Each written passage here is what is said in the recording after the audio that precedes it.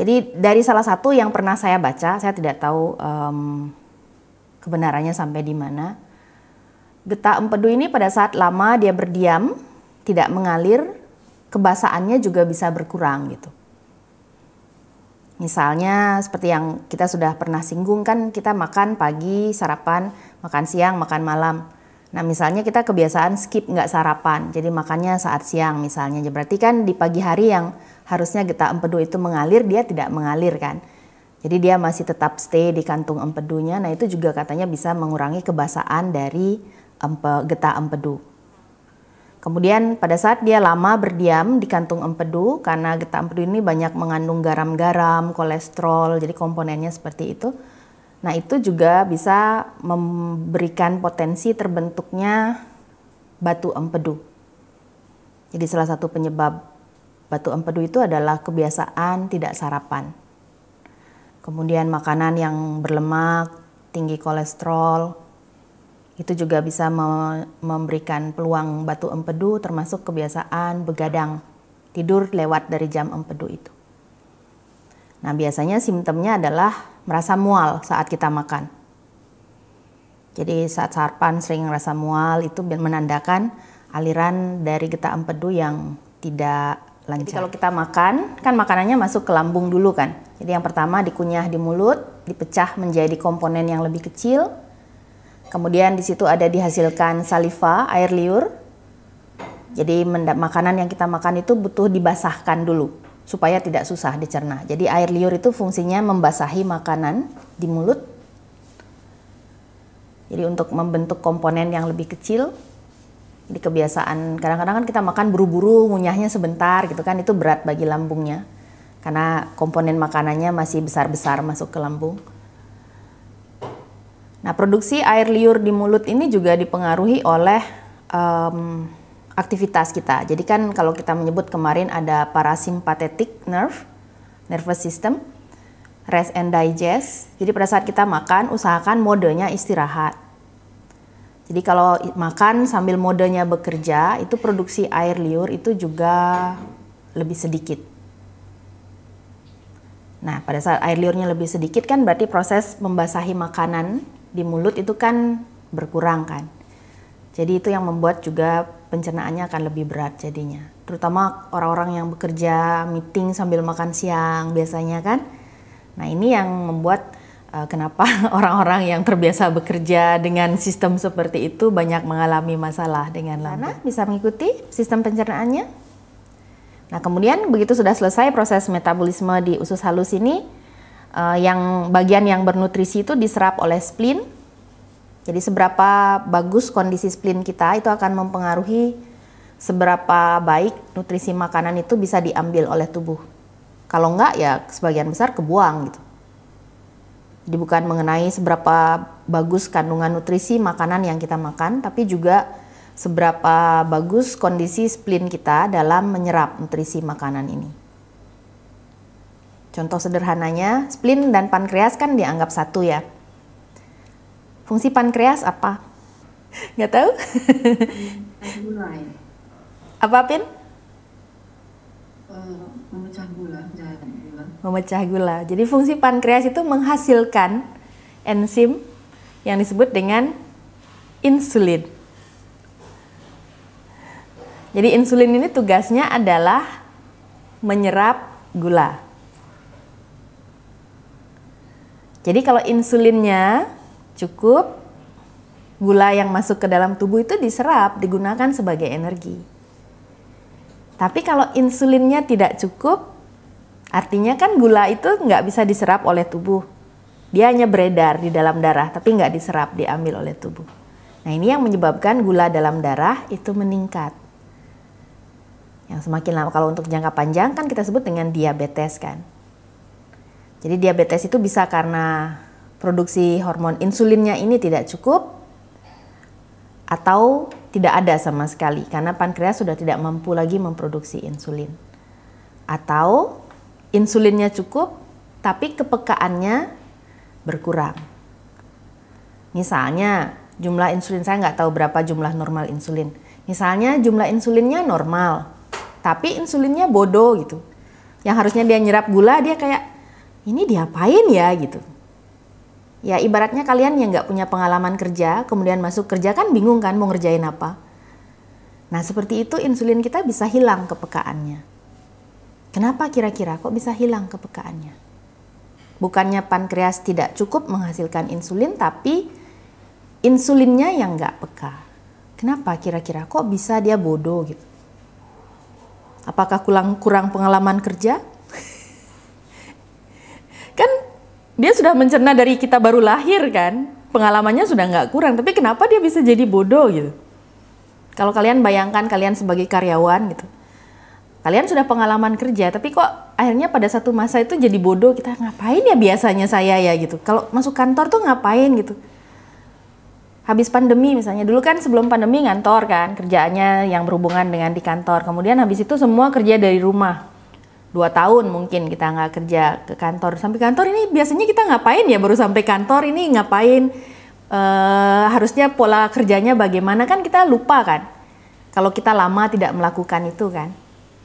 Jadi kalau cuti panjang kita kan lupa dengan kerjaan, dengan ritme sehari-hari kerjaan itu kan. Jadi insulin juga begitu, kalau dia lama cuti panjang, dia kan bisa dia menjadi tidak peka kan. Kira-kira kenapa insulinnya bisa cuti panjang? Pola apa? Ya mungkin kita melakukan pola diet non karbo sama sekali kan. Kita mungkin 6 bulan, setahun nggak makan karbo. Misalnya kan insulinnya nggak ada kerjaan kan, dia nganggur aja kan kalau nggak ada gula yang masuk. Kemudian begitu kita makan gula sekali, insulinnya bingung, ini apa sih gitu. Kayaknya pernah kenal dulu tapi diapain ya ini, kan kayak gitu kan. Jadi bisa jadi insulinnya tidak peka. Nah ini salah satu dalam sudut pandang TCM, salah satu hal yang merusak pencernaan itu adalah pola kebiasaan diet yang berubah-ubah. Jadi dari kolagen kan komponen utamanya. Jadi pada saat mereka berdiam, mereka cenderung nempel satu sama lain. Jadi dia melekat, kayak kalau kalian suatu permukaan dengan satu permukaan yang lain dilapisi lem, kemudian kalian tempelkan, diamkan, kan dia melekat kan satu sama lain. Nah itu namanya adhesion, pelekatan. Jadi pada saat kita bergerak atau kita regangkan, pelekatan antar otot ini bisa dirobek. Jadi istilahnya dirobek, sharing, dilepaskan. Sampai di situ bisa mengikuti? Jadi semakin lama kita tidak bergerak, yang tadinya melekat tipis-tipis, itu menjadi tambah erat melekatnya. Semakin tidak kita gerakan, semakin dia melekat. Nah, pada saat ini dia melekatnya sudah semakin kuat, tentu pada saat kita mau bergerak, dia nggak mau bergesekan. Jadi kita merasa terhalang bergeraknya. Jadi pada saat kita bergerak, pada saat kita stretching, kita merasa terhalang. Kok area ini terasa kaku, area ini terasa sakit. Nah, itu menandakan bahwa fascianya itu tidak sliding dengan baik. Nah, salah satu hal yang bisa kita lakukan adalah stretching. Yang pertama kan, stretching itu adalah salah satu terapi bagi fascianya. Jadi myofascial release itu bisa berupa stretching. Oke, sebelum ke MFR-nya. Jadi di situ ada yang disebut, teman-teman pernah mendengar trigger point? Ya, trigger point itu adalah poin yang memicu rasa sakit. Jadi itu adalah berupa simpul yang mengganggu di area myofascia. Seperti namanya myofascia ya adanya di otot dia gitu. Jadi simpul ini ada di otot. Jadi bisa dirasakan sebagai rasa kaku dan tegang. Dan di situ juga bisa terasa ada benjolan saat diraba. Jadi kalau kalian masas itu terasa biasanya ada benjolan di sana. Jadi hanya terbentuk di otot. Ini adalah disebabkan kontraksi di area serat otot, membatasi gerak otot dan joint, menekan saraf dan atau pembuluh darah, dapat menarik fascia di area joint dan membuat rasa sakit. Jadi contohnya yang kemarin kalau teman-teman masih ingat gambar otot ini. Nah, trigger point itu terbentuk di sini, di antara serat-serat otot ini pada fascianya. Kemudian pada saat kalau kita melihat otot ini ya, ini kan masing-masing otot terpisah satu sama lain yang mana masing-masing otot dibungkus oleh fascia gitu kan. Jadi pada saat kita bergerak, masing-masing otot ini bergesekan dia. Nah, kalau dia melekat satu sama lain di antara serat otot, baik itu di dalam ototnya atau di antara grup otot ini, nah ini yang menimbulkan sensasi kaku, tertahan, tegang, sakit, benjolan. Jadi kalau misalnya anggap nih di sini area ini ya, dia ada trigger point di area sini, dia bisa menarik area di sekitarnya karena ini tegang, melekat, kaku. Jadi area ini mungkin juga mendapatkan tarikan. Jadi kita merasakan rasa sakitnya mungkin di lutut pada area persendian.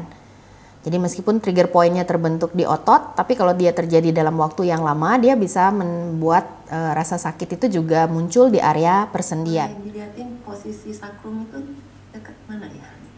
Aku angkat ya Pino ya. Ini pantat ya. Ini sakrum. Kalau kalian raba tulang, ada terasa tulang kok di sini. Nih di bokong atas, di tengah-tengahnya itu terasa nggak tulangnya? Kalau nggak bungkuk sedikit, raba. Tulangnya terasa kok di ujung pantatnya. Ini kan lumbar ya. Kita tracing turun, ini ada tulang nih di sini. Ini baru pantat samping ototnya. Terasa?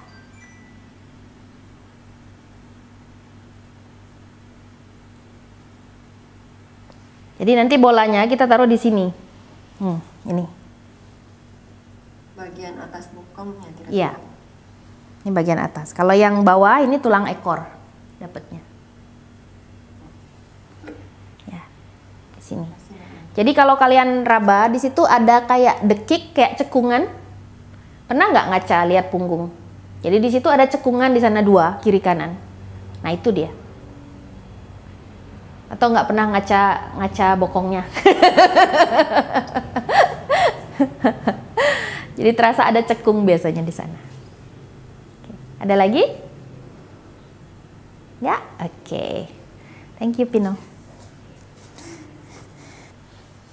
Jadi kita akan lakukannya di posisi berbaring. Kalau mau duduk kita bisa gunakan tembok. Jadi kalian menyandar ke tembok. Tapi kalau ke tembok pada saat memberikan compression, ini butuh effort untuk menekan. Jadi kalau kita letakkan di tembok begini, kan otomatis badan kita harus mendorong kan. Boleh seperti itu. Kalau berbaring, biasanya berat badan kita itu secara alami sudah menekan ke bola. Atau yang kakinya cenderung lebih flat, kan bebannya biasanya suka nggak seimbang, depan belakang. Atau yang punya plantar fasciitis itu biasanya bangun tidur itu sakit tumitnya dipakai nginjek lantai. Nah, itu kita bisa pijat di sana. Jadi bisa pakai bola golf, bisa pakai bola tenis. Tergantung seberapa keras tekanan yang ingin kalian rasakan. Kemudian taruh bolanya di bawah hamstring. Di sana kira-kira ya, tengah-tengah. Di bawah paha. Nah, kemudian baru kita ambil posisi condong ke depan, bawa badannya ke arah kaki. Kiri dan ke kanan, kakinya yang kita gerakan, jadi bolanya bergulir ya. Kakinya kita gerakan ke kiri, ke kanan.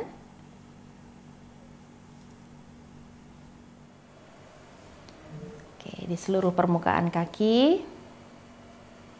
Ini kalau habis jalan, ini enak banget ini untuk meredakan ketegangan di telapak kaki.